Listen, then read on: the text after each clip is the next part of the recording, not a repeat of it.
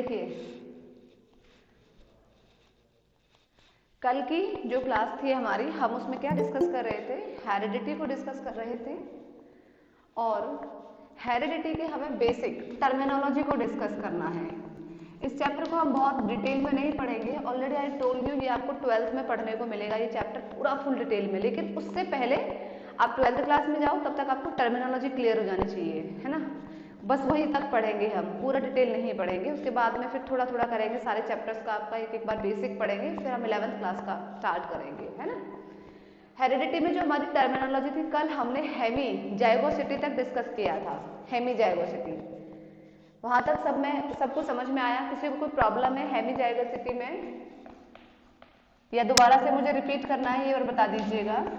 Hemy जाइगोसिटी, आप इसे ये जो फिनोमिना है ना, उसे तो हम इनकी जो प्रोसेस है हेमीजाइगस कंडीशन की, उसे हम हेमोजाइगोसिटी कहते हैं, हेमीजाइगोसिटी, ठीक है। अदरवाइज हम पढ़ क्या रहे थे इसके बारे में, हम पढ़ रहे थे हेमीजाइगस कंडीशन, हम ये पढ़ रहे थे। एक बार बेटा मुझे जल्दी से बता दीजिए यहाँ तक समझ में आया था या एक बार फिर से इसे रिपीट करने की जरूरत है आप लोगों के लिए? Tell me once very fast, जल्दी से बच्चों, are you there? All clear? चलिए, नहीं समझाना है, ठीक है। अच्छा, फिर अब आप लोगों ने कल की टर्मिनोलॉजी नोट करी होगी, अपनी अपनी कॉपी खोल लीजिएगा, सभी लोग नोटबुक खोल लीजिएगा। आप मुझे बताइएगा अब हमारी रिपीट हेमीजाइगस, देखिए कर देती हूँ मैं, एक बार रिपीट कर देती हूँ। हेमी का मतलब होता है हाफ, ठीक है, यानी कि बेसिकली ये जो कंडीशन होती है सेक्स लिंक जो ट्रेड्स होते हैं उनमें देखने को मिलती है, ठीक है। यानी कि देखो मैं आप बहुत बेसिक में आपको समझाती हूँ। हम जानते हैं कि जो क्रोमोसोम्स होते हैं, हमने इस चैप्टर में ना इनका बड़ा इंपॉर्टेंट रोल है। जैसे कल हमने डीएनए पढ़ा था, डीएनए ट्रांसफर होता है एक जनरेशन से दूसरे जनरेशन में। एक्चुअल में डीएनए डायरेक्टली ट्रांसफर नहीं होता है, डीएनए इन क्रोमोसोम्स में प्रेजेंट होता है। मैंने आपको एक चीज और बताई थी कि आप डिटेल पढ़ोगे, डीएनए की जो लेंथ होती है ना वो 2.2 मीटर लेंथ होती है। एक सेल के अंदर में डीएनए इतना लंबा होता है, आप सोचिए 2.2 मीटर लंबा कितना डीएनए हो गया, है ना। और सेल का साइज कितना सा होता है, कितना सा। हमें सेल को देखने के लिए माइक्रोस्कोप की जरूरत पड़ती है, इनफैक्ट आंखों से तो हम देख नहीं सकते। उसके अंदर ये जो लेंथ है ये कैसे फिक्स होती है, तो ये भी आप 12th में ही पढ़ोगे, लेकिन छोटा सा एक आइडिया दे देती हूँ कि ये जो लेंथ होती है ये basically in the form of chromosome में फिक्स होती है। हाईली एक होता है न्यूक्लियोसोम मॉडल, उसमें हम देखेंगे बहुत ज्यादा हाईली कॉइल्ड स्ट्रक्चर होती है, यानी कि कुछ इस तरह से, ये ऐसे इस तरह से अगर हम प्रॉपर इसका स्ट्रक्चर विजुअलाइज करें, ठीक है, तो कुछ इस तरह से ये स्ट्रक्चर होती है, ठीक है, लाइक इन दिस वे। ये है आपका एक क्रोमोसोम, एक ऐसे ही एक दूसरा होगा, ठीक है, वो भी क्या होगा, सेकंड, मतलब एक और ऐसे होगा, पेयर ऑफ क्रोमोसोम होगा। तो ये 2.2 मीटर की जो लेंथ है ना, किसकी है ये लेंथ? डीएनए की है। ये लेंथ इस तरह से फिट होती है और फिर ये जो क्रोमोसोम होते हैं ये बेटा न्यूक्लियस के अंदर प्रेजेंट होते हैं, इनसाइड द न्यूक्लियस, और ये न्यूक्लियस होता है सेल के अंदर। ये हम पढ़ेंगे 12th में कि ये कैसे बना। यहाँ इस तरह से भी बेसिक समझना है आपको कि ये जो लेंथ है ये इस फॉर्म में अरेंज होती है और तब ये जो सेल है इतने metre of length of DNA को क्या करती है, अपने अंदर कंजर्व करके रहती है। तो this long length of DNA is fixed in a very small, जो लेंथ है सेल की उसके अंदर फिक्स होती है इन द फॉर्म ऑफ क्रोमोसोम में। क्रोमोसोम हाईली, क्रोमोसोम को देखो क्या कह सकते हैं हम, मैंने आपको बोला है ना कि हमें बायोलॉजी रटना नहीं है, समझना है ना। देखिए क्रोमो, क्रोमो वर्ड कभी भी कहीं भी आए, क्रोमो का मतलब होता है कलरफुल। क्रोमो का मतलब क्या होता है? कलरफुल या कलर्ड। ज़ोम जो यहाँ पर वर्ड है इसका मतलब होता है थ्रेड, THREAD, यानी कि क्रोमोसोम क्या होता है, अगर मैं क्रोमोसोम की प्रॉपर डेफिनेशन लिखती हूँ then it will be a colourful thread या सिंपल में कलर्ड थ्रेड, ठीक है, कलरफुल थ्रेड कर लीजिएगा, या colored thread which contains all the hereditary characters, ठीक है, all the heritable characters।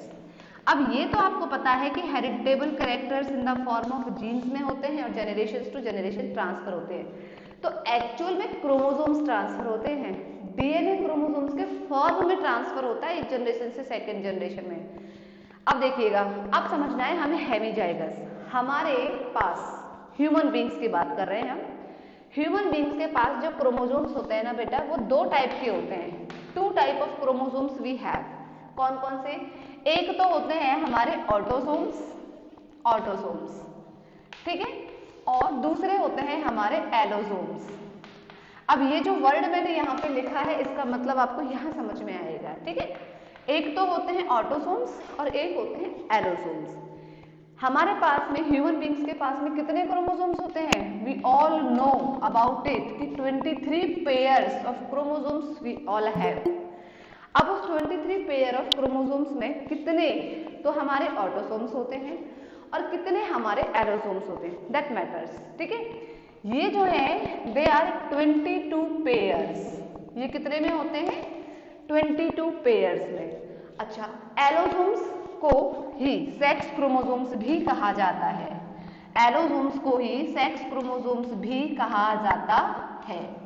They are responsible for gonads. Male है इंडिविजुअल या फीमेल है, ये क्रोमोसोम्स डिसाइड करते हैं, ना कि ये तो 22 पेयर्स होते हैं, सेम हैं। यहाँ पर डिफरेंस होता है, ठीक है। ये ओनली 1 पेयर होता है। अगर इंडिविजुअल फीमेल है, अगर कोई इंडिविजुअल फीमेल है, then she have this pair of chromosome. हम सब जानते हैं, ये भी आप भी जानते होंगे, है ना। अगर इंडिविजुअल मेल है, male individual, then he have this pair of chromosome. अगर इस पेयर ऑफ क्रोमोसोम पर कोई अफेक्टेड एलील है, तब तो वो अफेक्टेड होगा ही होगा। लेकिन वो अफेक्टेड एलील एक क्रोमोसोम पे तो है, ये तो पेयर है ना क्रोमोसोम का। देखिए ये एक क्रोमोसोम है, अगर मैं ऐसा ही एक और दूसरा ड्रॉ कर दूंगी तब जाकर के वो एक पेयर क्रोमोसोम होगा। एक एक्स क्रोमोसोम, दूसरा x chromosome, it is a pair of chromosome, ठीक है। हमें पता है ये हमारे किसके लिए रिस्पॉन्सिबल है? फॉर दी गोनाड्स के लिए, मेल के लिए XY, फीमेल के लिए XX। इनके बारे में अभी हम बात नहीं कर रहे हैं, क्योंकि ये जो पॉइंट है ये इन वाले क्रोमोसोम्स के लिए रिलेट कर रहा है कि अगर कोई अफेक्टेड एलील किस पर प्रेजेंट है? एलोसोम पे प्रेजेंट है, और वो भी सिर्फ एक क्रोमोसोम पे तो है, दूसरे पे नहीं है। ऐसी सिचुएशन को हेमीजाइगस सिचुएशन कहा जाता है। जैसे कल मैंने आपको हेमीजाइगस के लिए जो एग्जाम्पल बताए थे, वो 2 एग्जाम्पल बताए थे, एक तो हीमोफीलिया और एक कलर ब्लाइंडनेस। मैं सिर्फ एक के लिए बात कर रही हूँ, हीमोफीलिया के लिए। हीमोफीलिया एक autosomal recessive allosomic recessive disorder है। ऑटोसोमल बोला था मैंने अभी थोड़ी देर पहले, वो सिकल सेल एनीमिया है। ऑटोसोमल का मतलब है कि कोई अफेक्टेड एलील रिसेसिव स्टेट में है, स्मॉल लेटर के फॉर्म में है, और वो ऑटोसोम्स पे अगर प्रेजेंट है तो उसे कहेंगे हम ऑटोसोमल। अगर मैंने भी बोला है कि जो हीमोफीलिया है, ये वाली डिजीज ये कैसी है? एलोसोमिक, ठीक है, एलोसोमिक रिसेसिव डिसऑर्डर है ये। यानी कि इसके लिए जो अफेक्टेड एलील्स हैं वो रिसेसिव स्टेट में है और वो सेक्स क्रोमोसोम पे प्रेजेंट है, एलोसोम पे प्रेजेंट है, तब तो ये डिजीज होगी, नहीं तो नहीं होगी। इसके लिए जो एलील्स है हीमोफीलिया के लिए वो ये है, स्मॉल h, रिसेसिव बोला है हमने, रिसेसिव वर्ड लिखा हुआ है, तो स्मॉल h ये। अगर ये अफेक्टेड एलील अपने पेयर में प्रेजेंट है और दोनों क्रोमोसोम पे प्रेजेंट है, तब तो वो हेमीजाइगस नहीं होगी, होमोजाइगस हो गई। लेकिन अगर वो एक पे प्रेजेंट है, जैसे कि अगर मैं एक फीमेल की बात कर रही हूँ, इसके पास इस एक्स पे एक अफेक्टेड एलील प्रेजेंट है, ठीक है, इस वाले एक्स पे एक प्रेजेंट है, या इस वाले एक्स पे मेल इंडिविजुअल के हमेशा एक्स क्रोमोसोम पे ही रहेगी, वाई पे नहीं होगी। हम पढ़ेंगे ये सब कैसे। तो ये जो कंडीशन है ना, when the affected allele, when one affected allele is only present on its one chromosome, not on its complete pair of chromosome, such condition will be considered as hemizygous. अब बताइए बेटा, जिसने पूछा था उनको समझ में आया कि नहीं आया? जल्दी से बता दीजिएगा, हाँ या ना। Tell me very fast. जिस बच्ची ने पूछा था समझ में आया कि नहीं आया? बिना मैसेज करे बताइएगा। हाँ, निखिल को आ गया समझ में, ठीक है। तो ये कंडीशन हो गई। अब क्या? हेमीजाइगस। डेफिनेशन कैसे लिखेंगे हम इसकी? कुछ भी बना सकते हैं, आपको कॉन्सेप्ट समझना चाहिए। डेफिनेशन आप क्या बनाएंगे? When affected allele, when affected allele. अब हेमीजाइगस कुछ डोमिनेंट डिसऑर्डर्स भी होते हैं, जैसे मैंने यहाँ पे लिखा है ना एलोसोमिक रिसेसिव, वैसे ही कुछ ऑटोसोमल डोमिनेंट भी होते हैं, तो उससे हमें मतलब नहीं है। डोमिनेंट हो चाहे रिसेसिव हो, एक ही क्रोमोसोम पे अगर वो प्रेजेंट है तो वो हेमीजाइगस सिचुएशन है। तो इसलिए मैं यहाँ पे इस एलील के आगे कुछ लिख नहीं रही हूँ। It may be dominant, it may be as well recessive, ठीक है। तो when affected allele is located on half of chromosome, half pair of chromosome लिखिए या हाफ ऑफ क्रोमोसोम लिखिएगा। हाफ ऑफ क्रोमोसोम की बात हो रही है, मतलब एक क्रोमोसोम पे प्रेजेंट है। हाफ पेयर की बात हो रही है तो भी वही मतलब है। तो ये जो सिचुएशन होगी इसे हम कहेंगे hemizygous. You please note it down, जल्दी से आप इसे नोट करिएगा, नहीं तो फिर मैं इसे रब करती हूँ। रब कर दूं क्या बेटा? रब कर दूं? ओके ओके, ठीक है। तो चलिए हेमीजाइगस हमें समझ में आ गया, ठीक है। अब इसके आगे का हम समझते हैं। इसके आगे की टर्म क्या थी? इसके आगे के टर्म हमने लिखी हुई थी फिनोटाइप, जीनोटाइप, है ना। फिर हम कुछ क्रॉस के बारे में डिस्कस करेंगे, बैक क्रॉस, उसमें भी फिर हम दो टाइप्स के क्रॉस पढ़ेंगे, टेस्ट क्रॉस, आउट क्रॉस, है ना। वो सारी चीजें हम पढ़ेंगे। देखिए सबसे पहले जो हम पढ़ेंगे यहाँ पर,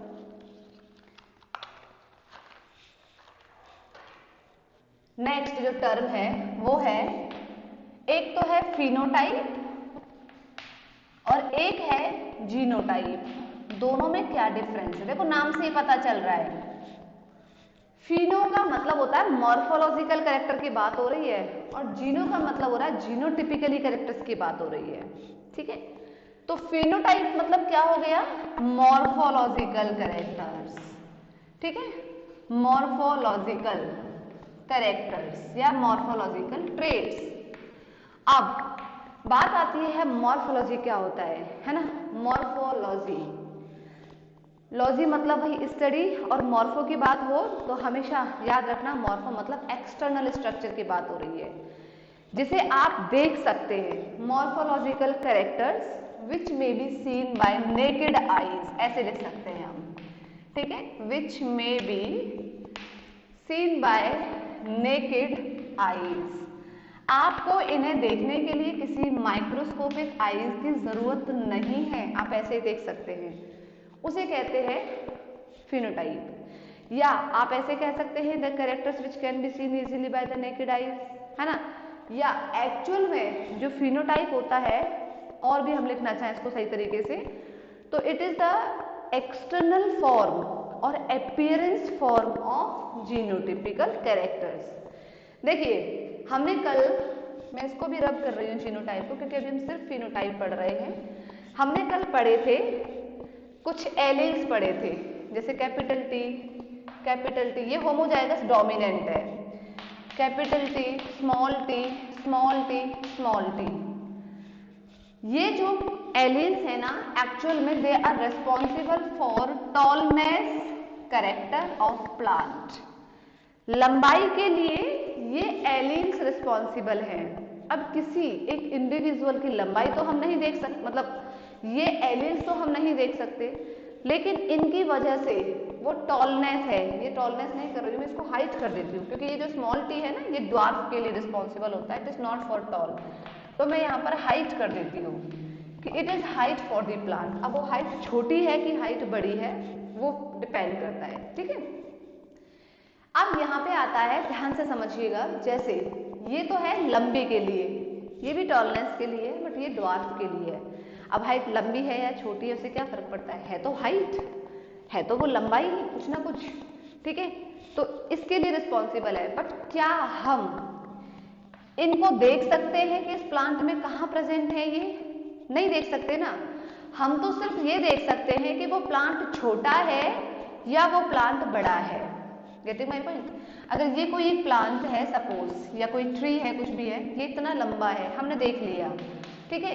या कोई एक और छोटा सा प्लांट है सपोज, बहुत छोटा सा प्लांट है, ठीक है, इस तरह से ये, तो हमें पता है ना इसकी हाइट छोटी है, इसकी हाइट बड़ी है।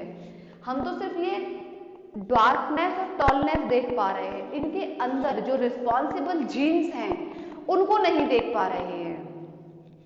आया समझ में कि नहीं आया? तो जो हम देख पा रहे हैं ना वही फिनोटाइप होता है, जो हम नहीं देख पा रहे हैं वही जीनोटाइप होता है। तो या तो आप ऐसे लिख लीजिए, या आप ऐसे क्या लिख सकते हैं, it is what, it is phenotype, it is the external appearance, ठीक है, आप देख पा रहे हो उसे, एक्सटर्नल अपीयरेंस ऑफ किसका, जीनोटाइपिक का, है ना, या जीन्स का, ऐसे। अब हम इसे तो नहीं देख सकते, बट वो जो कैरेक्टर है that may be easily visible bye naked eyes, वो जो कैरेक्टर है। तो यही है मॉर्फोलॉजिकल कैरेक्टर्स को ही हम क्या कहते हैं, फिनोटाइप। तो फॉर एग्जाम्पल क्या हो सकते हैं, जैसे कि हाइट ऑफ प्लांट, ये एक मॉर्फोलॉजिकल कैरेक्टर है, ठीक है, height of plant. Colour of flower, वो रेड कलर का है, व्हाइट कलर का है, येलो कलर का है, कैसा भी है, कलर ऑफ फ्लावर। या शेप ऑफ सीड, ठीक है, जो सीड है उसकी शेप कैसी है, वो राउंड शेप में है या रिंकल शेप में है, ठीक है, तो शेप ऑफ सीड एक्सेट्रा। हम किसी एक इंडिविजुअल को देख पाते हैं ना कि वो बहुत ज्यादा फेयरी कलर में है, बहुत डार्क कॉम्प्लेक्शन है, आईज का कलर एकदम ब्लैक है, ब्लूइश है, तो वो हम देख सकते हैं, लेकिन उनके लिए जो रिस्पॉन्सिबल जीन उसकी बॉडी में है वो हम नहीं देख सकते। तो जो आप देख पा रहे हो वही फिनोटाइप है। इट इज क्लियर और नॉट? जल्दी से बोलिए बेटा, हाँ या ना, समझ में आया कि नहीं आया? जल्दी से, आ गया ना सबको? किसी को कहीं भी डाउट हो तुरंत बोलिएगा, आगे मत बढ़ने देना जब तक समझ में नहीं आए, ठीक है। तो फिनो मतलब मॉर्फोलॉजी टाइप, ठीक है, मॉर्फोलॉजिकल टाइप जो कैरेक्टर्स होते हैं उसके लिए हम फिनोटाइप, तो ये है इसके एग्जाम्पल। अब जीनोटाइप जस्ट इसका अपोजिट है। हमने क्या लिखा है, ये तो मॉर्फोलॉजिकल कैरेक्टर्स हैं, अच्छा हम उसमें मॉर्फोलॉजिकल कैरेक्टर्स नहीं लिखेंगे, हम इसमें क्या लिखेंगे, प्रेजेंस ऑफ जीन या अरेंजमेंट ऑफ जीन्स, ठीक है। यहाँ पे हमने क्या लिखा था, which may be seen by naked eyes, वो तो नहीं देखे जा सकते हैं, ठीक है। जीनोटाइप हमेशा फिनोटाइप के फॉर्म में दिखेगा हमें, क्लियर है। तो नेक्स्ट वन इज जीनोटाइप।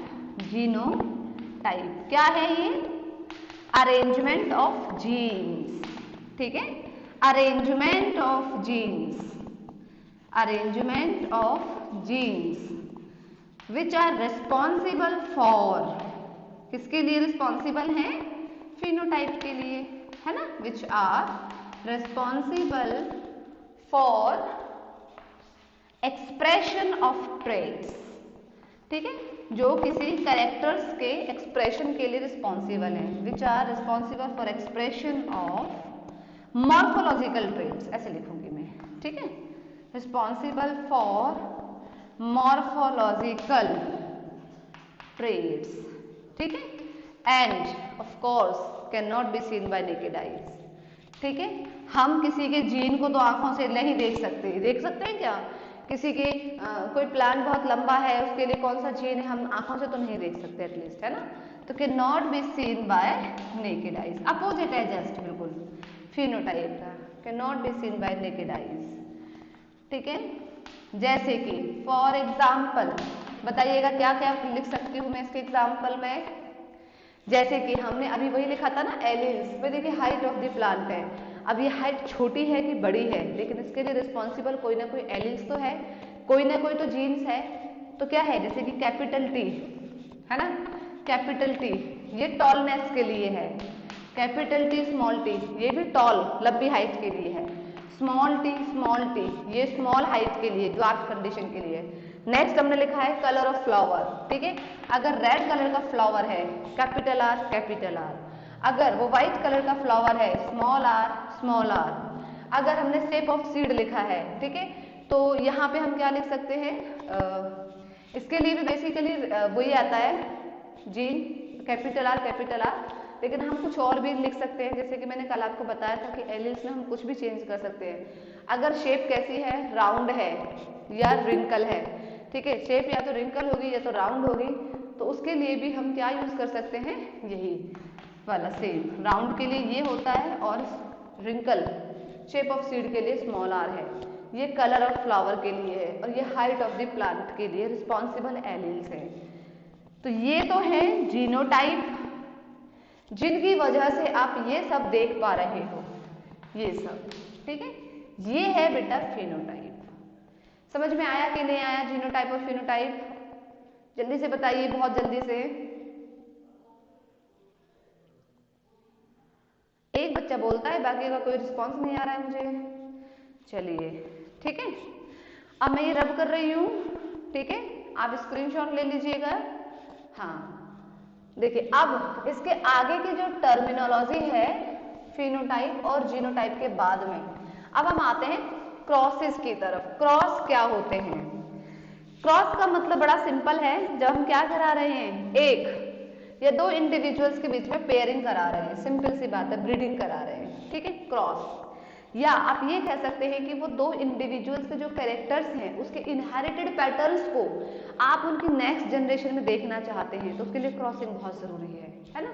तो वही हम पढ़ने जा रहे हैं अब, क्रॉस, ठीक है। क्रॉस किस किस के बीच में कराए जाएंगे? बिटवीन द पेरेंट्स, है ना।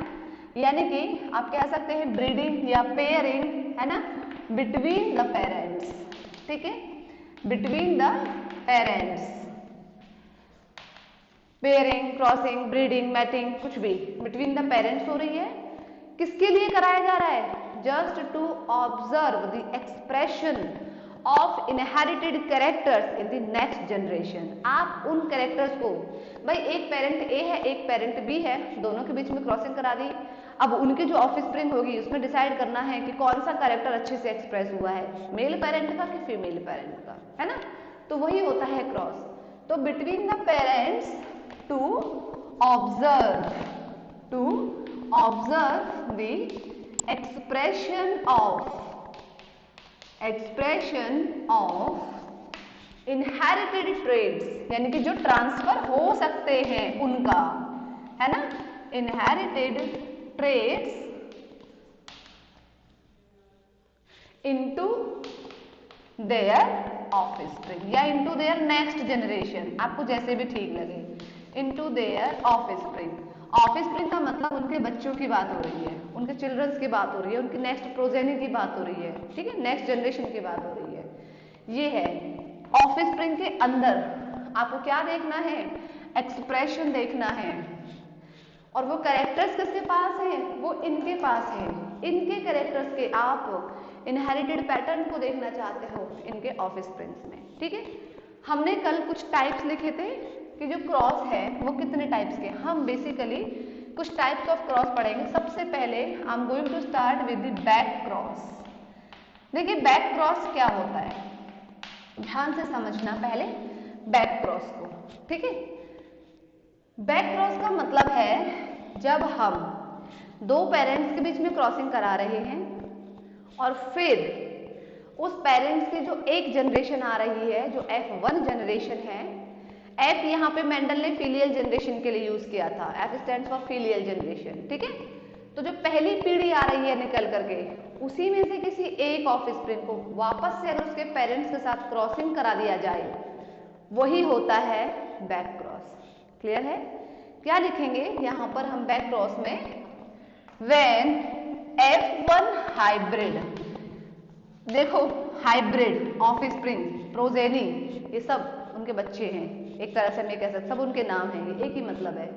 हाइब्रिड क्यों बोला गया? क्योंकि ये दोनों पेरेंट्स के कैरेक्टर्स होते हैं। We all are hybrid of our parents because we have both characters of our both parents, male parents as well female parents. तो वही तो है, we are hybrid too, we are offspring of them, we are progeny of them, ठीक है। तो ये सब क्या है, एक ही मतलब है। तो यहाँ पे क्या होगा, when F1 hybrid, any F1 hybrid, when any one of F1 hybrid is crossed back, ठीक है, to its parents, to its any of parents, ठीक है, back to any of its parents, back to any of its parent, उसे कहते हैं back cross. किसी भी एक हाइब्रिड को किसी भी एक पेरेंट्स के साथ में आप क्रॉस करा रहे हैं, फिर से उनके कैरेक्टर्स को ऑब्जर्व करने के लिए, जो हो सकता है कि पेरेंट्स में थे लेकिन बच्चों में वो कैरेक्टर्स दिखाई नहीं दिए। ये पूरा प्लांट का चल रहा है, ग्रेगर्स और मेंडल ने प्लांट्स के पी प्लांट के साथ में किया था, तो वही चल रहा है कि अगर एक F1 हाइब्रिड पी प्लांट्स को आप वापस से उसके एक दूसरे वाले पेरेंट्स के साथ में, चाहे वो टॉल प्लांट था चाहे वो ड्वार्फ प्लांट है, उसके साथ क्रॉस करा रहे हो, वही होता है बैक क्रॉस। अब यहाँ पे आता है कि किस पेरेंट्स के साथ में कराएंगे, डोमिनेंट पेरेंट्स के साथ कि रिसेसिव पेरेंट्स के साथ, ठीक है। तो उसके बिहाफ पे फिर से बैक क्रॉस को टू टाइप्स में क्लासीफाई किया, ठीक है। डेफिनेशन नहीं, पहले मैं आपको समझाऊंगी इसको।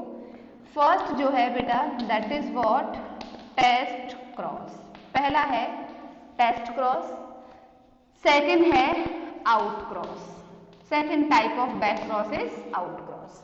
क्या होता है देखिए, समझिएगा। मेंडल ने क्या किया था, यानी कि अब नॉर्मली हम मेंडल की भी बात कर सकते हैं, अपनी भी बात कर सकते हैं कि हम क्या करें। अगर आपने दो प्लांट्स लिए हैं, एक प्लांट टॉल है, मटर का ही प्लांट लिया था उन्होंने, दूसरा प्लांट ड्वार्फ है। ध्यान से समझिएगा, ये तो टॉल प्लांट है और ये जो है इट इज ड्वार्फ प्लांट, छोटा है, हाइट में बौना पौधा है ये। सपोज ये फीमेल प्लांट है और ये मेल प्लांट है, ठीक है। ये आपकी एक जनरेशन है, मतलब कि ये आपकी पेरेंट जनरेशन है, पी जनरेशन, दिस इज, ठीक है, पेरेंटल जनरेशन है ये। क्या होगा, ये दोनों पेरेंट्स अपने अपने गैमेट्स को रिलीज करेंगे, ये इसने अपने अपने गैमेट्स रिलीज करे, यानी कि गैमेटिक कंडीशन हो गई। फिर क्या होगा, फ्यूजन होगा गैमेट्स का, फर्टिलाइजेशन होगा। ये गैमेट इस गैमेट के साथ फ्यूज हुआ, ये गैमेट इस गैमेट के साथ फ्यूज हुआ, ठीक है। ये अभी एक क्रॉस की बात कर रहे हैं हम, तो ये क्या बन गया, ये आपका हेटेरोजाइगस स्टेट है ना, हमने कल पढ़ा था हेटेरोजाइगस। दूसरा वाला जो ऑफस्प्रिंग है ये भी आपका हेटेरोजाइगस बन गया, ठीक है। तो यहाँ पे ये क्या है, ये F1 जनरेशन है, F1 जनरेशन, ठीक है, F1 जनरेशन है ये, यानी कि ये इनके हाइब्रिड्स हैं, और हाइब्रिड्स दोनों ही कैसे, टॉल हैं। हमने क्या लिखा हुआ है बैक क्रॉस में, when any one of F1 hybrid is crossed back to any of its parent. अब किस पेरेंट्स के साथ करा रहे हैं, ऑन द बेसिस ऑफ, आप डोमिनेंट पेरेंट के साथ क्रॉसिंग करा रहे हैं कि रिसेसिव के साथ करा रहे हैं, उसके बिहाफ पे फिर से बैक क्रॉस को दो टाइप्स में क्रॉस कर दिया, एक तो टेस्ट और एक आउट। ये आ गई F1 हाइब्रिड। सपोज कीजिएगा हम इसको ले लें, क्योंकि हाइब्रिड तो दोनों एक जैसी है ना, हेटेरोजाइगस स्टेट में है, या आप इसको ले लीजिएगा, किसी को भी ले लीजिएगा। अगर आप इसको रिसेसिव पेरेंट्स के साथ क्रॉस करा रहे हैं, then it will be consider as test cross. अगर हम इस हाइब्रिड को और वापस से इसके साथ करा रहे हैं, रिसेसिव पेरेंट के साथ क्रॉस करा रहे हैं, तब हम इसे टेस्ट क्रॉस कहेंगे। यानी कि अब नेक्स्ट कंडीशन क्या हो जाएगी, उसे देखिएगा। जो नेक्स्ट कंडीशन हो जाएगी वो ये हो जाएगी, कैपिटल T स्मॉल t। ये तो F1 हाइब्रिड है, इसको आप क्रॉस किसके साथ करा रहे हो, रिसेसिव पेरेंट्स के साथ में। आया समझ में? फिर वही सेम कहानी होगी, ये अपने अपने गैमेट्स को रिलीज करेंगे ऑफ कोर्स, और इनका फिर फर्टिलाइजेशन होगा और ये फिर जनरेशन बनेगी नेक्स्ट। तो इस कंडीशन में क्या हुआ, एक तो हेटेरोजाइगस स्टेट है और एक होमोजाइगस रिसेसिव है। ये था एक क्रॉस, नॉर्मल क्रॉस था जो हमने यहाँ लिखा हुआ है। आपने इनके कैरेक्टर्स को ऑब्जर्व करने के लिए दो पेरेंट्स के बीच में क्रॉस कराया और फिर यहाँ पर ये जो टॉल प्लांट है और ये जो डॉर्फ प्लांट है, इनकी जो ऑफस्प्रिंग आई ये हेटेरोजाइगस स्टेज F1 हाइब्रिड, इसको अगर हम रिसेसिव पेरेंट्स के साथ क्रॉस कराएंगे then it will be consider as test cross. जल्दी से मुझे बताइए समझ में आया कि नहीं आया, हाँ या ना? सबको समझ आया ना? हाँ।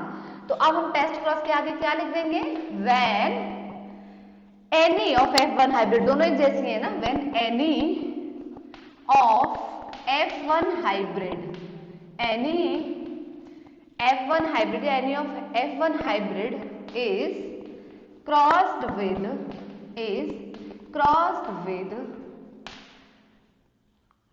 बैक, ऐसे लिखिएगा, crossed back to its recessive parents, to its recessive parent, उसे कहेंगे हम क्या? Test cross. ये जल्दी से नोट करिएगा, फिर हम उधर बढ़ते हैं आउट क्रॉस की तरफ। आउट क्रॉस क्या होता है? जल्दी से नोट करो इसे।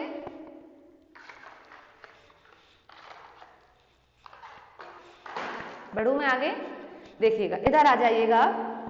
अब हम इधर आते हैं आउट क्रॉस की तरफ। ये क्या है? आउट क्रॉस उल्टा है, बिल्कुल उल्टा है इसका। अगर आप इस F1 हाइब्रिड का क्रॉसिंग किसके साथ करा दें? इस पेरेंट के साथ करा दें, डोमिनेंट पेरेंट के साथ। ये क्रॉसिंग कैसी है? ये तो हो गई आपकी टेस्ट क्रॉस, अब कंप्लीट। अब आउट क्रॉस उल्टी हो जाएगी, यानी कि ये हो गई F1 हाइब्रिड, किसी भी एक हाइब्रिड को ले लीजिएगा, इसकी क्रॉसिंग आप वापस से करा रहे हो डोमिनेंट पेरेंट के साथ में, ठीक है? वही सेम कहानी होगी, they both release there gametes, ये कैपिटल टी है, सॉरी, ठीक है? और फिर एक तो होमोजाइगस डोमिनेंट कंडीशन आएगी आफ्टर फर्टिलाइजेशन, और एक फिर से कैसी कंडीशन आएगी? Heterozygous condition. वहां एक होमोजाइगस रिसेसिव कंडीशन थी, एक हेटेरोजाइगस कंडीशन है। यहाँ 50% होमोजाइगस डोमिनेंट है और फिर हेटेरोजाइगस स्टेज है। ये आपका कौन सा है? This is what? This is out cross. तो इसमें हम क्या लिख देंगे? When F1 hybrid is crossed back to its, किसके साथ में करा दिया जाए उसको? उसके डोमिनेंट पेरेंट्स के साथ में, ठीक है? तो मैं यहाँ पर ये लिख रही हूँ आउट क्रॉस के बारे में, when F1 hybrid is crossed back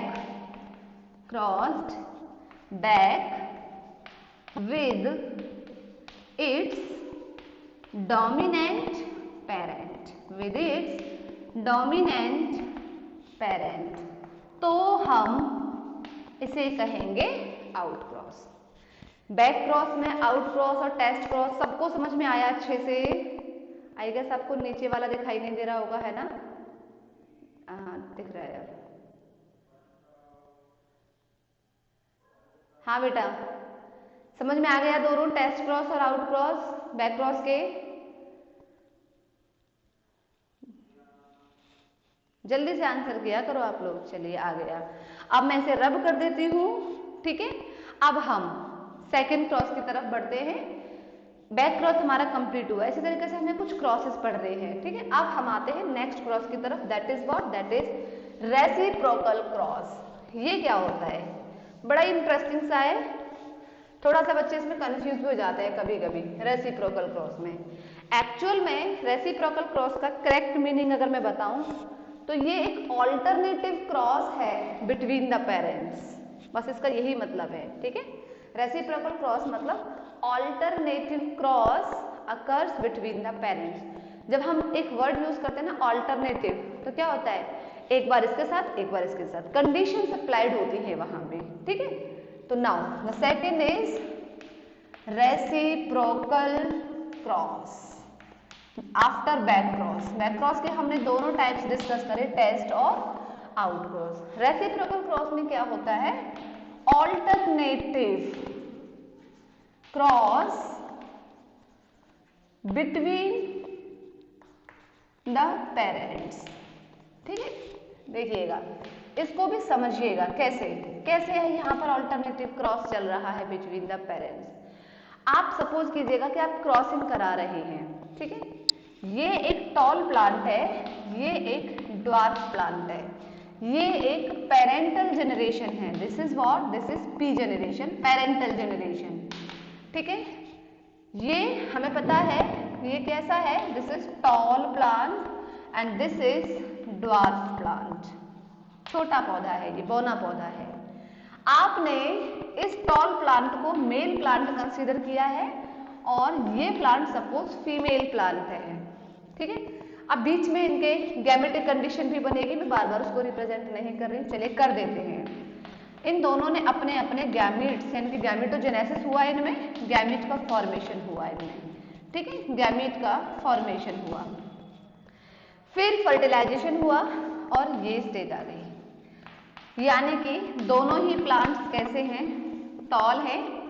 toll कैसे आए वो हम देखेंगे आफ्टर डोमिनेंस और रिसेसिवनेस के बाद में। दिस इज बेटा F1 जनरेशन और ये है सभी F1 हाइब्रिड कह दीजिए, या मैं यहाँ पे टॉल हाइब्रिड्स कर देती हूँ। बड़े पौधे हैं ये सभी, लंबे पौधे हैं। कुछ नहीं समझना है, बस इतना समझना है कि एक बार आपने क्रॉस कराया था तो टॉल प्लांट को आपने as a male pea plant consider किया, मेल प्लांट। सेकेंड टाइम में यही सेम क्रॉस रहेगा, कंडीशंस चेंज कर देंगे आप बस।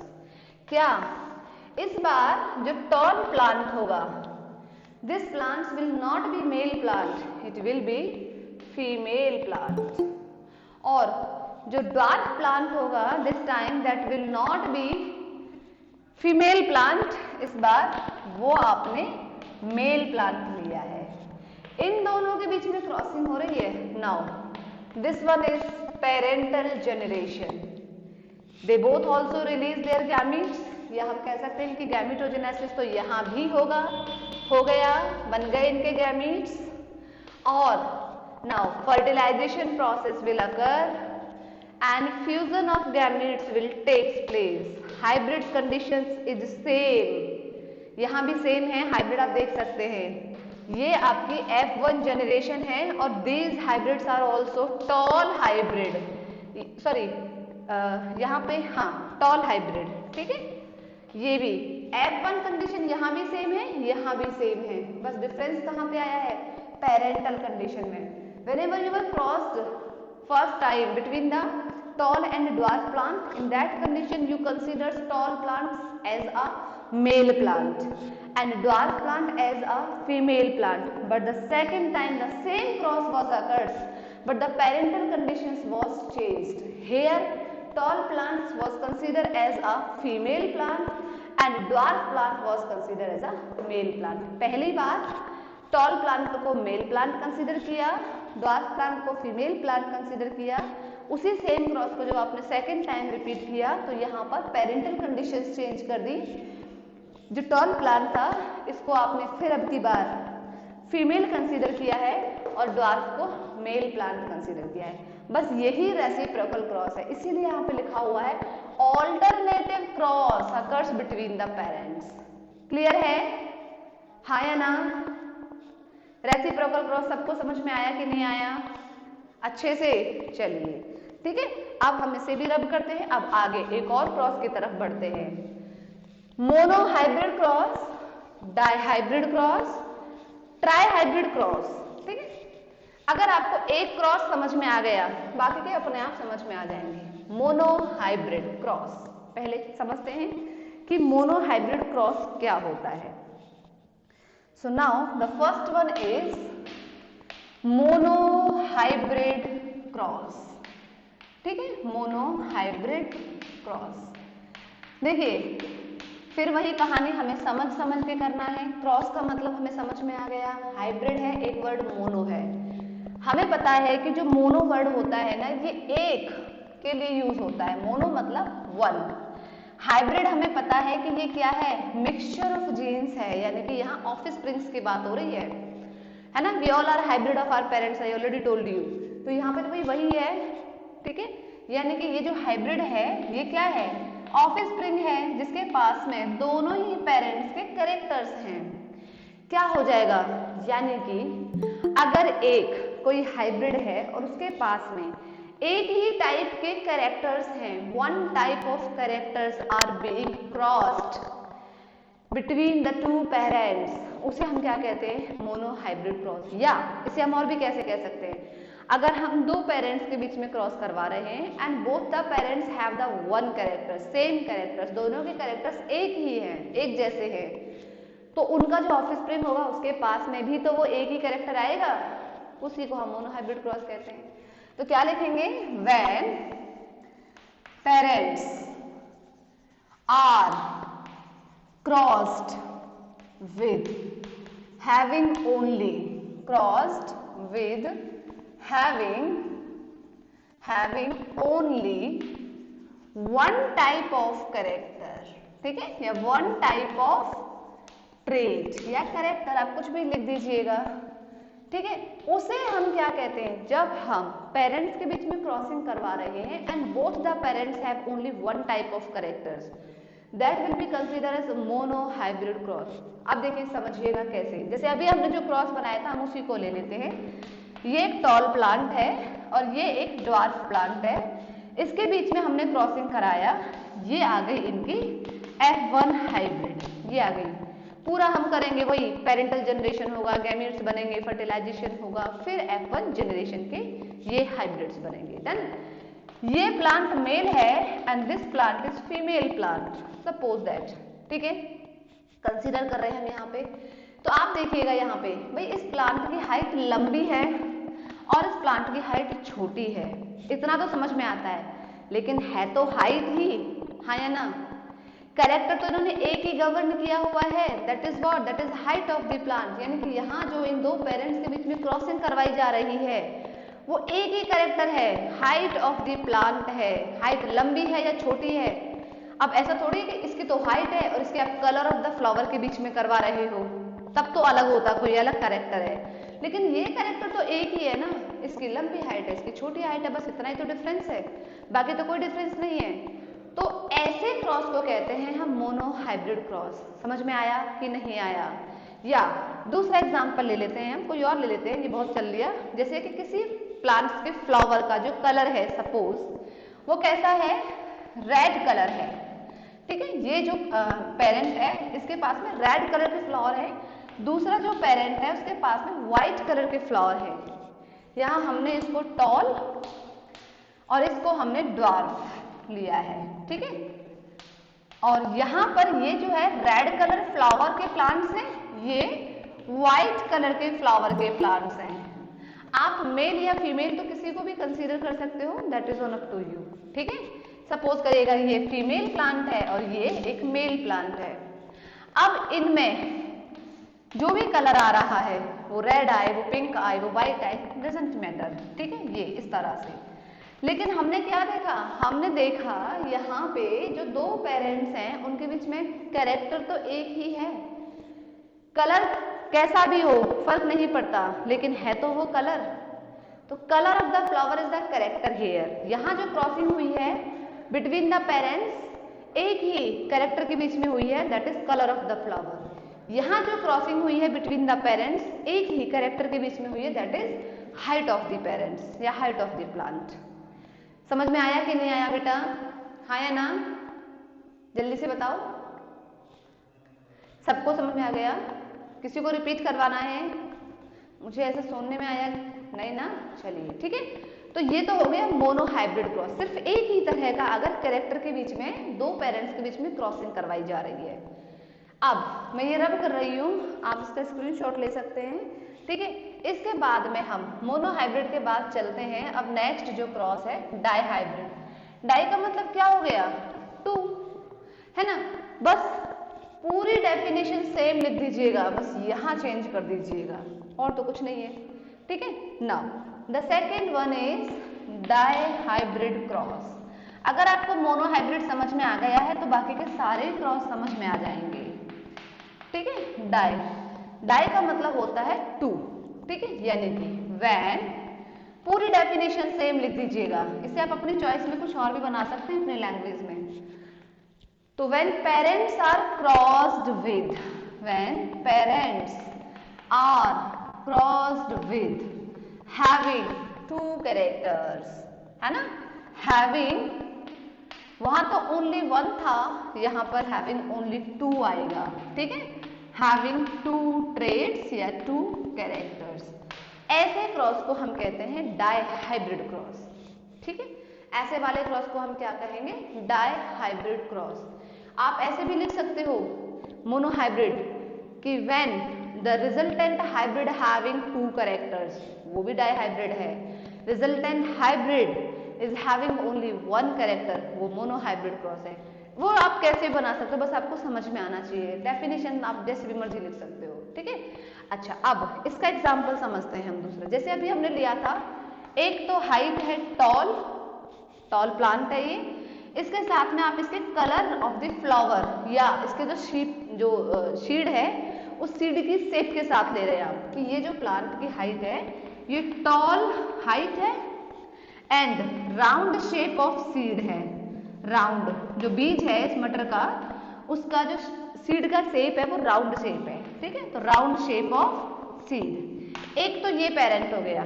दूसरा पेरेंट यहां ले लीजिएगा, स्मॉल हाइट है, ड्वार्फ हाइट है और इसकी रिंकल शेप है सीड की, यानी कि ड्वार्फ है ये, ठीक है, एंड ड्वार्फ के साथ साथ में कैसा है, wrinkle shape of seed, wrinkle, ठीक है, सिकुड़ी हुई है, रिंकल शेप है सीड की। ये है सेकेंड कैरेक्टर। देखिए दो कैरेक्टर्स हैं, एक कैरेक्टर तो यहां है टॉल एंड, और यानी कि this is one character, this one is second character, है ना, ऐसे ही। तो वन और वन टू कैरेक्टर्स हो गए ना। ऐसे प्लांट्स के बीच में अगर क्रॉसिंग होगी उसे हम बोलेंगे डाई हाइब्रिड क्रॉस, ठीक है। बस इसका रिजल्टेंट निकाल दीजिएगा, क्या आ जाएगा, एक ऑफ स्प्रिंग ऐसा आएगा और दूसरा ऑफ स्प्रिंग भी ऐसा ही आएगा। ये हो गई इसकी F1 जनरेशन। समझ में आया कि नहीं आया, हाँ या ना। यहाँ पे हमने दो कैरेक्टर्स लिए हैं। देखिए एक कैरेक्टर क्या है इसमें, एक कैरेक्टर क्या है, इसी क्रॉस की बात कर रही हूँ। इसमें बेटा एक कैरेक्टर तो है हाइट ऑफ द प्लांट, ठीक है, एक तो है इसमें height of the plant, tall है और ये ड्वार्फ है। दूसरा इसमें जो सेकेंड कैरेक्टर है वो है shape of seed, round shape है और इधर रिंकल शेप है। सेकेंड जो कैरेक्टर है that is shape of seed. तो ऐसे कैरेक्टर्स वाले पेरेंट्स के बीच में क्रॉसिंग करवाया है हमने, जिनके पास दो कैरेक्टर्स हैं, एक दो, इसको बोलेंगे हम dihybrid cross. Now it is clear, हाँ या ना, जल्दी से बताइए। चलिए ऑल क्लियर। चलिए ऐसे ही अगर मैं ट्राई हाइब्रिड क्रॉस की बात करूं तो वो मुझे आप बता सकते हो क्या हो जाएगा, can anyone tell me. Mono समझ में आ गया होगा, डाई समझ में आ गया है अगर, तो ट्राई हाइब्रिड भी सेम टू सेम ऐसा ही है। कोई बता सकते हो मुझे ट्राई हाइब्रिड क्रॉस क्या हो जाएगा, क्या लिखना चाहिए मुझे ट्राई हाइब्रिड में। बहुत सिंपल है, यहाँ हमने 2 लिखा हुआ है, वहां हम 3 कर देंगे, है ना। जनरली ह्यूमन बींग्स में देखने को मिलता है ट्राई हाइब्रिड क्रॉस। आपके लेवल पे अभी आपको समझने की जरूरत नहीं है, 12th लेवल पे आप उसे डिस्कस करोगे। अभी आप सिर्फ इतना समझ लीजिए कि ट्राई का मतलब होता है 3, ठीक है, ट्राई हाइब्रिड क्रॉस। तो क्या हो जाएगा, यहाँ पर सब कुछ कहानी सेम है, पूरा sentence will be the same. बस आपको क्या लिख देना है, हैविंग 3 कैरेक्टर्स, 3 ट्रेड्स, 3 कैरेक्टर्स के बीच में, यानी कि when you are crossing between the parents having 3 characters, तो वो ट्राई हाइब्रिड क्रॉस हो गया। जैसे कि इसी को ले लेते हैं, एक टॉल हाइट है, राउंड शेप है सीड की और इस सीड का कलर येलो है। ऐसे इसके दूसरे पेरेंट्स का है, ड्वार्फ हाइट है, रिंकल शेप है और ग्रीन कलर है सीड के, ठीक है। तो यहाँ पे 3 कैरेक्टर हो गए ना, एक हाइट ऑफ द प्लांट छोटी है और एक बड़ी है, एक colour of seed shape of seed round shape है, ये तो रिंकल शेप है, एक कलर ऑफ सीड येलो है या ग्रीन है। आया समझ में, ये हो गया ट्राई हाइब्रिड क्रॉस, हाँ या ना, ठीक है। एक हाइट ऑफ प्लांट, एक कैरेक्टर हो गया height of plant, second character क्या हो रहा है, शेप ऑफ सीड। बेटा माइक म्यूट करें आप अपना, किसी का माइक ऑन है। Shape of seed. थर्ड क्या है? Third one is colour of seed. वो येलो कलर का है कि वो ग्रीन कलर का सीड है। इन तीन कैरेक्टर्स के बीच में क्रॉसिंग हो रही है, ऐसे क्रॉस को हम बोलेंगे क्या? Try hybrid cross. समझ में आया सबको? रब कर दूं इसे? बच्चों ट्राई हाइब्रिड क्रॉस समझ में आया है कि नहीं आया है? अगर एक समझ में आ गया होगा तो बाकी के अपने आप आ जाएंगे, ये भी फैक्ट है। चलिए ठीक है, ओके। अब इसके बस एक दो टर्मिनोलॉजी और रह गई है, उसके साथ we end our today's class. ठीक है, और फिर हम नेक्स्ट चैप्टर स्टार्ट करेंगे। ऐसे ही उसके भी हम बेसिक कॉन्सेप्ट को पहले समझेंगे, फिर हम धीरे धीरे करके आपके जो एक्चुअल जिसमें आपने एडमिशन लिया है उसके बारे में बात करेंगे। ठीक है, अब देखिएगा कुछ एक हमारी टर्म है, जैसे कि एक है डोमिनेंसी। ठीक है, डोमिनेंसी एक फिनोमिना है, प्रोसेस है। डोमिनेंसी जो है कॉज्ड बाय या अकर्ड बाय, आप ऐसे भी लिख सकते हो। ठीक है, इट इज कॉज्ड बाय या अकर्ड बाय डोमिनेंट एलील्स। ठीक है, ये डोमिनेंट एलील्स की वजह से होती है। Now again the question is what are dominant alleles? Dominant alleles क्या होते हैं? भाई ये तो फिनोमिना है, तो प्रोसेस है जो डोमिनेंट एलील्स की वजह से होता है। But now the next question that is much more important कि व्हाट आर डोमिनेंट एलील्स? क्या होती है डोमिनेंट एलील्स? तो देखिएगा, बताइए कोई बता सकता है मुझे क्या होती है डोमिनेंट एलील्स? अभी तक हमने पढ़ा है, बहुत सिंपल से लैंग्वेज में आपको समझा दूं मैं। ग्रेगर्स और मेंडल ने डोमिनेंट एलील्स को हमेशा कैपिटल लेटर से रिप्रेजेंट किया था, और रिसेसिव जो एलील्स थे उनको हमेशा स्मॉल लेटर से रिप्रेजेंट किया था। बेटा एक चीज याद रखिएगा, आप जो एक एलील आप एक कैरेक्टर के लिए ले रहे हैं, वही सेम जो अल्फाबेट होगा उसका आप यूज करोगे रिसेसिव एलील के लिए। जैसे सपोज करिएगा, मैंने आपको शायद स्टार्टिंग वाली क्लास में बता दिया था कि टॉल हाइट के लिए आपने अगर कैपिटल टी एलील लिया है तो दूसरी जो हाइट है ड्वार्फ, ऐसा नहीं है कि उसके लिए आप स्मॉल एन ले रहे हो या स्मॉल एल ले रहे हो, नहीं। जो आपने एक डोमिनेंट यूज करी है इसी का स्मॉल लेटर आप यूज करोगे। अब इसके लिए जरूरी नहीं है कि आप टॉल पर टी ही लोगे, आप इसको कैपिटल एल भी ले सकते हो, that is on up to you, but ये आपको फिर बताना पड़ेगा एग्जाम को। अगर आपने यहाँ पर कैपिटल एल लिया है तो यहाँ पर आपको स्मॉल एल लेना पड़ेगा। ठीक है, ये आपको आना चाहिए। अच्छा, अब हम आते हैं यहाँ से कि क्या होती हैं डोमिनेंट एलील्स। तो डोमिनेंट एलील्स वो एलील्स होती हैं जो हर कंडीशन में whenever they are in homozygous state, whenever they are in heterozygous state, but ये अपने ही कैरेक्टर्स को एक्सप्रेस करते हैं। आया? रिप्रेजेंट इनको कैपिटल लेटर से करते हैं, कैपिटल अल्फाबेट से करते हैं इनको, लेकिन एक्चुअल में क्या होती है? सो यहां मैं लिखती हूं dominant alleles are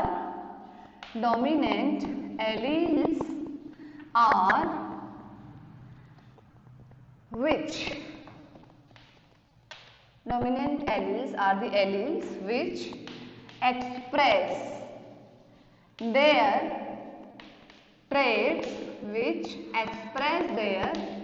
traits in any situation या any condition। ठीक है, अब ये कंडीशन कैसे कैसे हो सकती है? एनी कंडीशन मत लिखिएगा, अब इसे इन बोथ कंडीशन लिखिएगा, है ना?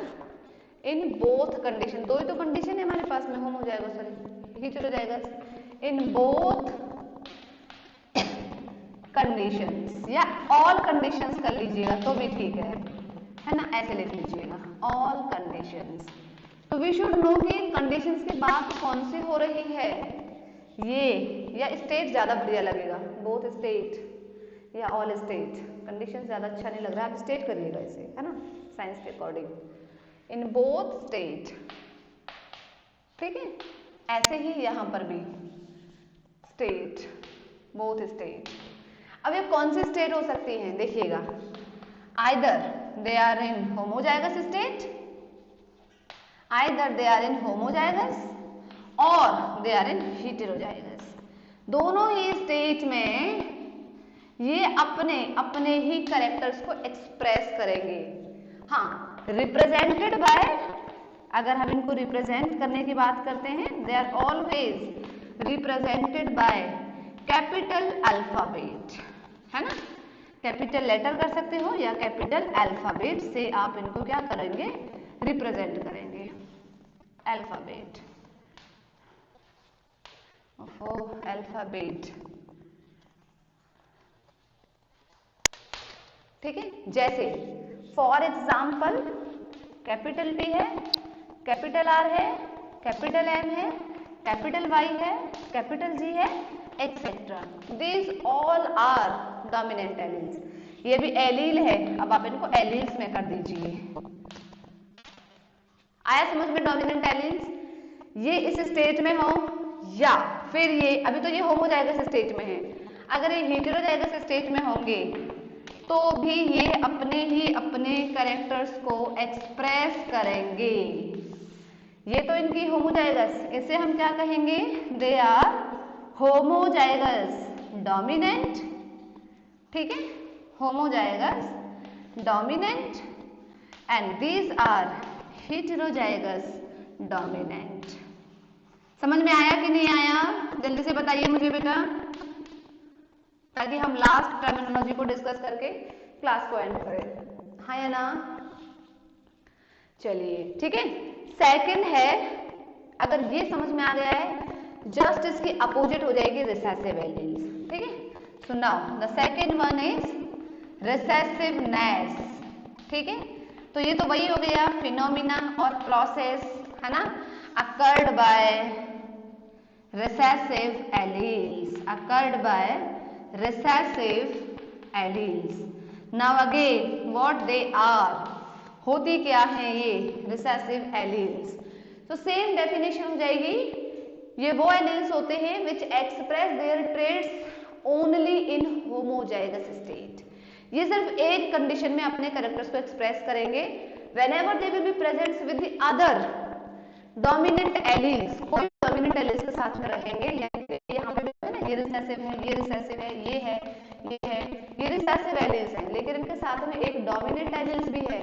सो these recessive alleles are not able to express their characters in the next generation या इन द ऑफस्प्रिंग। इनके कैरेक्टर्स एक्सप्रेस नहीं हो पाएंगे, only they will express their characters. Dominant के लिए वो तो किसी भी कंडीशन में अपने कैरेक्टर्स को एक्सप्रेस कर सकते हैं, बट रिसेसिव नहीं कर सकते हैं, ठीक है।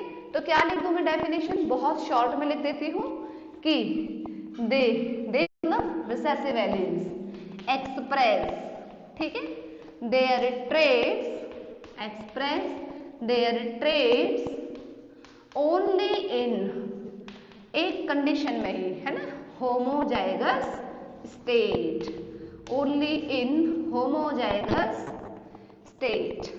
सिर्फ और सिर्फ होमोजाइगस स्टेट में अगर ये होंगे तब ही ये अपने कैरेक्टर्स को एक्सप्रेस करेंगे, ठीक है। आया समझ में? इसके मैं यहाँ पर एग्जांपल लिख देती हूँ, जैसे कि होमोजाइगस स्टेट में कैपिटल स्मॉल टी डार्कनेस के लिए है, स्मॉल आर रिंकल के लिए है, स्मॉल वाई ग्रीन कलर के लिए है, एक्सेट्रा। अगर ये, अब हम इनको क्या बोलेंगे, हमने यहाँ इनको होमोजाइगस डोमिनेंट एलील्स कहा था, now we will call them homozygous recessive alleles. समझ में आया कि नहीं आया? होमोजाइगस डोमिनेंट या डोमिनेंसी और रिसेसिवनेस, हाँ या ना बेटा? जल्दी बोलो, बहुत फास्ट बोलिएगा।